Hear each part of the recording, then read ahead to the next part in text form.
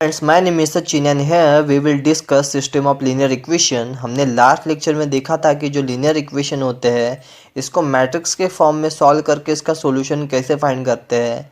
तो आज देखेंगे हम कि जो सॉल्यूशंस होते हैं कौन से फॉर्म में हो सकते हैं। तो उसके लिए सबसे पहले हम देखेंगे कि ऑगमेंटेड मैट्रिक्स क्या होता है। ऑगमेंटेड मैट्रिक्स बेसिकली मिक्सचर होता है ए और बी का। अब ए क्या है ए है ऑल वेरिएबल्स कोएफिशिएंट कांस्टेंट। मतलब जो हमारा लीनियर इक्वेशन होता है उसके जो कोएफिशिएंट कांस्टेंट होते हैं उससे बना हुआ एक मैट्रिक्स वो हमारा ए होता है। और बी क्या होता है, जो इक्वल टू के बाद की जो कांस्टेंट टर्म आती है वो हमारा बी होता है। और इन दोनों के मिक्सचर से बनता है ऑगमेंटेड मैट्रिक्स फ्रेंड। ठीक है, तो अभी हम देखेंगे कि जो सॉल्यूशंस होते हैं लीनियर इक्वेशन के वो कौन से फॉर्म में होते हैं। तो सबसे पहले अगर आपने 8 9 में पढ़ा होगा कि जो हमारा सॉल्यूशन होता है वो कंसिस्टेंट होता है या फिर इनकंसिस्टेंट होता है।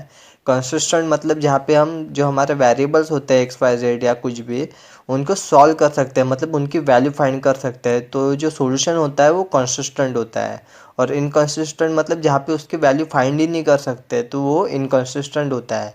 तो और अगर हम इसमें देखेंगे इनकंसिस्टेंट में तो सीधा नो सॉल्यूशन बोलते हैं फ्रेंड्स उसको। अगर कंसिस्टेंट में बोलते हैं तो उसका जो सॉल्यूशन होता है वो यूनिक सॉल्यूशन हो सकता है या फिर इनफाइनाइट नंबर ऑफ सॉल्यूशन हो सकते हैं। ठीक है, तो अब इस चीज़ को हम मैट्रिक्स के फॉर्म में देखने वाले हैं फ्रेंड्स कि मैट्रिक्स के फॉर्म में वो कंसिस्टेंट कब होगा और इनकंसिस्टेंट कब होगा। तो अगर rank of A equal to rank of C आएगा, मतलब जो हमारा लीनियर इक्वेशन का जो कोएफिशिएंट मैट्रिक्स का रैंक और ऑगमेंटेड मैट्रिक्स का रैंक अगर सेम आता है तो जो हमारा सॉल्यूशन होगा वो कंसिस्टेंट होगा फ्रेंड्स। ठीक है, और अगर उसका रैंक सेम नहीं आता है, rank of A does not equal to rank of C आता है तो वो इनकंसिस्टेंट हो जाएगा।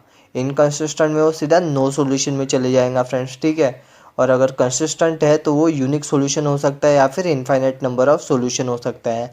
अब यूनिक सॉल्यूशन मतलब क्या, rank of A equal to rank of C होना चाहिए और साथ साथ उसके equal to number of unknowns होने चाहिए। मतलब नंबर ऑफ अननोन्स मतलब नंबर ऑफ वेरिएबल्स, मतलब जितने नंबर ऑफ वेरिएबल्स होंगे उतना ही अगर rank of A equal to rank of C रहा तो जो हमारा सॉल्यूशन होगा वो यूनिक सॉल्यूशन होगा।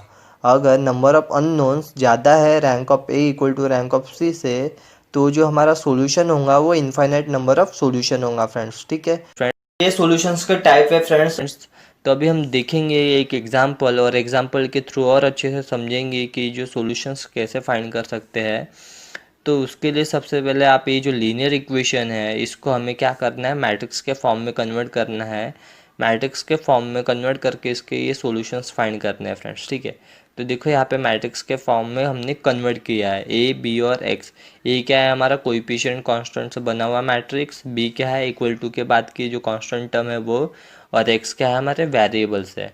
अब इसको क्या करना है, हमें इसको ऑगमेंटेड मैट्रिक्स में पुट करना है। ऑगमेंटेड मैट्रिक्स मतलब ए और बी का मिक्सचर, इनको हमने ऑगमेंटेड मैट्रिक्स में पुट किया फ्रेंड्स यहाँ पे। तो अभी नेक्स्ट स्टेप क्या होंगी कि जो ऑगमेंटेड मैट्रिक्स है इसको अपर ट्रायंगुलर मैट्रिक्स में सॉल्व करना है, वैसे ही जैसे हमने लास्ट लेक्चर में किया है फ्रेंड्स। क्या करना है, ए वन को और ए 2 को जीरो करना है। ये इनको जीरो करने के लिए हमें क्या यूज़ करना है, रॉ ऑपरेशन यूज़ करना है। क्योंकि क्या होता है फ्रेंड्स कि अपर ट्रायंगुलर मैट्रिक्स में हमेशा रॉ ऑपरेशन यूज़ करते हैं। ठीक है, तो ये वन को और ए वन को हमें जीरो करने के लिए क्या यूज़ करूँगा मैं, R2 माइनस R1 करूँगा तो मेरे वाले टर्म जीरो हो जाएंगे फ्रेंड्स। ठीक है, R3 माइनस R1 करूँगा तो मेरे वाले टर्म जीरो हो जाएंगी। तो वैसे ही किया है फ्रेंड्स, R2 माइनस R1 और R3 माइनस R1, जिसके वजह से मेरी ये टर्म और ये टर्म क्या हो गई, जीरो हो गई फ्रेंड्स। ठीक है, अभी क्या करना है कि ये वन को भी जीरो करना है। वन को जीरो करने के लिए मैं क्या करूँगा, R3 माइनस R2 फ्रेंड्स। ठीक है, R3 माइनस R2 किया और जब मैं इसको सिंप्लीफाई करूँगा तो मेरा जो मैट्रिक्स होगा इस फॉर्म में आएगा। अगर आप ये देखोगे तो ए वाली टर्म और ए वाली टर्म जीरो हो चुकी है और ये जो हमारा मैट्रिक्स है अपर ट्रायंगुलर मैट्रिक्स में आ गया है। अभी क्या करना है, अभी यहाँ से हमें इसके सॉल्यूशंस फाइंड करने हैं। सॉल्यूशंस फाइंड करने हैं मतलब सबसे पहले दिखाना है हमें कि जो हमारा मैट्रिक्स है ये नो सॉल्यूशन है। नो सॉल्यूशंस कब होगा, जब rank of A does not equal to rank of C रहेगा। रैंक ऑफ ए, अगर इतना मैट्रिक्स देखोगे आप तो ये हमारा ए है फ्रेंड्स, तो यहाँ से मैं रैंक ऑफ ए निकाल सकता हूँ। और अगर पूरा मैट्रिक्स देखोगे तो ये हमारा सी है फ्रेंड्स, तो यहाँ से मैं रैंक ऑफ सी निकालूंगा। मुझे दिखाना है कि rank of A does not equal to rank of C है। तो मैं अगर लैम्बडा की वैल्यू यहाँ पे 3 पुट करता हूँ तो मेरी जो ये इतना अगर टर्म देखोगे फ्रेंड्स, ये हमारा रैंक ऑफ ए कितना आएगा, 2 आएगा फ्रेंड्स, ठीक है। और अगर मैं म्यू की value does not equal to 10 करूँगा तो सी के लिए देखूंगा मैं, तो रैंक ऑफ सी कितना आएगा, मेरा 3 आएगा। कि हमें अगर दिखाना है कि नो सॉल्यूशन है जहाँ पे rank of A does not equal to rank of C है, इसके लिए मैं क्या लूँगा, म्यू की value does not equal to 10 लूँगा, जिसके वजह से मेरा जो मैट्रिक्स होगा वो कुछ ऐसा मिलेगा। If lambda equal to 3 and mu does not equal to 10, then जो मेरा रैंक ऑफ ए रहेगा वो 2 रहेगा और रैंक ऑफ सी कितना रहेगा, 3 रहेगा, जिसके वजह से जो मेरा सोल्यूशन होगा वो क्या होगा फ्रेंड्स, नो सोल्यूशन हो जाएगा, ठीक है, क्योंकि rank of A does not equal to rank of C आया, ठीक है। ठीक है, अभी सेकंड चीज़ हमें दिखानी है, ये वाला वही मैट्रिक्स है गिवन वाला, कि जो हमारा सॉल्यूशन है वो यूनिक सॉल्यूशन है। यूनिक सॉल्यूशन मतलब रैंक ऑफ ए और rank of C equal to number of unknowns होना। नंबर ऑफ अननोन्स मतलब नंबर ऑफ वेरिएबल्स। तो हमारे पास यहाँ पे नंबर ऑफ वेरिएबल्स कौन कौनते हैं, एक्स वाई जेड, मतलब 3 नंबर ऑफ वेरिएबल्स है हमारे पास, ठीक है। इसका मतलब हमें रैंक ऑफ ए भी 3 लाना है और रैंक ऑफ सी भी 3 लाना है। तो मैं लैम्बडा की वैल्यू सिर्फ 3 पुट नहीं कर सकता हूँ, मतलब मैं यहाँ पे पुट करूँगा lambda does not equal to 3, जिसके वजह से जो मेरा रैंक ऑफ ए आएगा वो कितना आएगा, 3 आएगा फ्रेंड्स, ठीक है।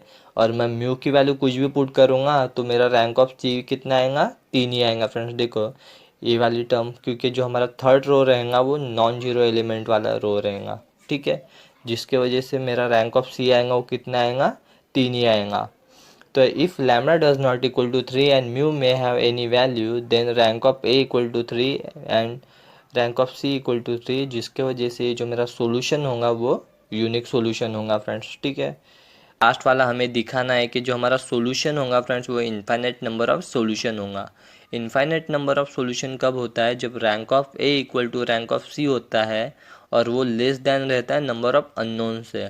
नंबर ऑफ अननोन्स मतलब नंबर ऑफ वेरिएबल्स, जो यहाँ पे हमारे पास कितने हैं, 3 है, एक्स वाई जेड। तो अगर हमारे पास नंबर ऑफ अननोन्स 3 है तो जो हमारा रैंक ऑफ ए है और equal to rank of C, वो कितना हमें दिखाना है, 2 दिखाना है। तो लैम्बडा की वैल्यू मुझे यहाँ पे कितनी लेनी पड़ेंगी, 3 लेनी पड़ेंगी, जिसकी वजह से जो मेरा रैंक ऑफ ए आएगा वो कितना आएगा, 2 आएगा। और म्यू की वैल्यू भी अगर मैं 10 लूँगा तो मेरा जो रैंक ऑफ सी के लिए देखो फ्रेंड्स, तो ये मेरा जो रैंक ऑफ सी आएगा वो कितना आएगा, 2 आएगा। तो वही लिया हुआ है friends, if lambda equal to 3 and mu equal to 10, then rank of A equal to 2 और rank of C equal to 2, जिसके वजह से जो मेरा रैंक ऑफ ए और rank equal to rank of C वो क्या हो गया, लेस देन रह हो गया नंबर ऑफ अननोन से, जिसके वजह से मेरा जो सॉल्यूशन होगा वो कौन सा होगा, इनफाइनाइट नंबर ऑफ सॉल्यूशन होगा।